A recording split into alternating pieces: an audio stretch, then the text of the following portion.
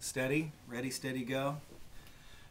Yesterday I saw that Jay Leno, the Jay Leno of The Tonight Show, formerly of The Tonight Show, soon to be formerly of The Tonight Show, I don't really keep up with this anyway, he is coming to Detroit to try to alleviate regional pain, economic devastation, by putting on a free comedy concert for anybody who's unemployed or otherwise in bad shape.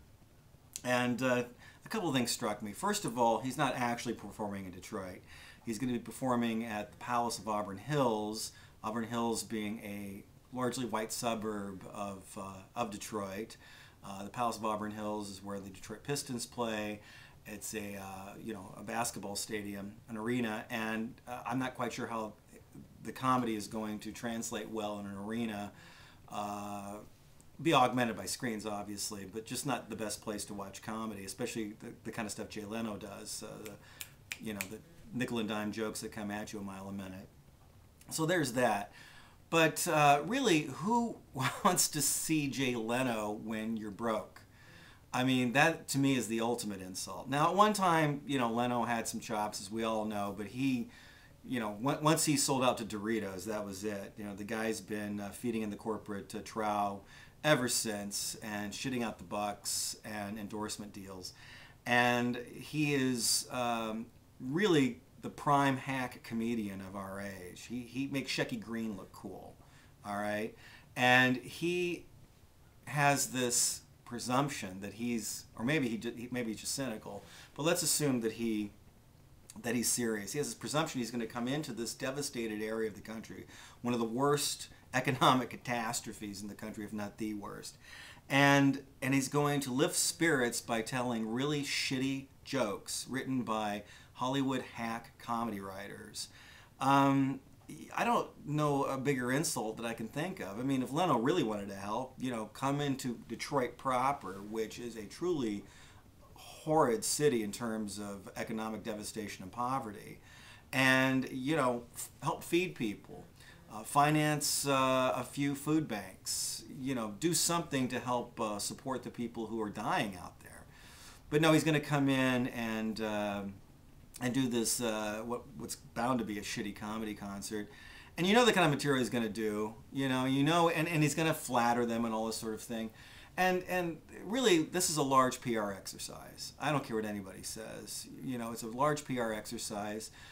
It's not quite as holy as entertaining the troops.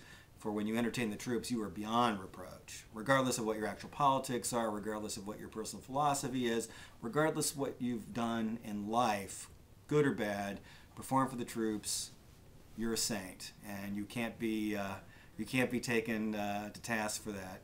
What are all these bodies doing buried in your backyard? I perform for the troops. Oh, right. So I don't really know what Leno plans to get out of this. Maybe a DVD or a Blu-ray special, maybe something on HBO. I'm not quite sure.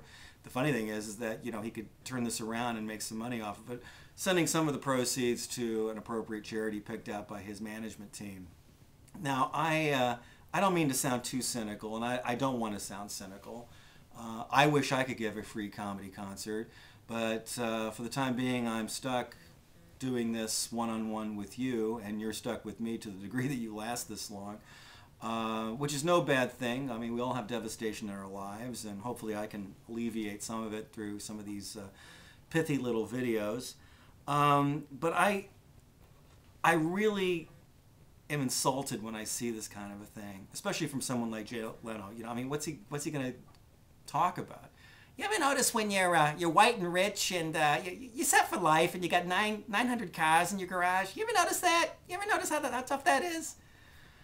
Ay, ay, ay. And I met Jay Leno once when I was a young stand-up comic in Indianapolis. He headlined at, I don't know if he headlined at Crackers or he was visiting Crackers. I think he headlined there once and he visited there once. He may have been doing a bigger gig in town. And Crackers back then was the comedy club. Which had a lot of backstage intrigue, which I won't go into. And I remember once Leno was there in his motorcycle garb. He was wearing this whole leather outfit, and he had his helmet with him, and he was in the green room, And that was a weekend I was in the MC. I did the opening, and then I brought on the middle and the headliner.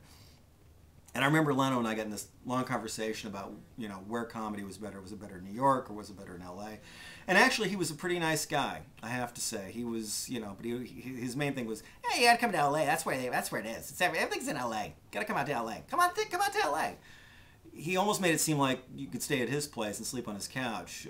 I found out later that he would tell every comic this, and a lot of the younger, more naive ones took him up on it and like show up like at the Improv or the Comedy Store and ask for Jay Leno, saying, you know, I'm so and so. Jay invited me here and said I can walk right on stage. I didn't take Jay up on that, but and I'm kind of glad in a way, because look where it's ended up. So, and look where this has ended up. So that's all I have to say. I plan to go outside today, but the weather, despite the sun, is still shitty here in Michigan, and no amount of Tonight Show material is going to make that better.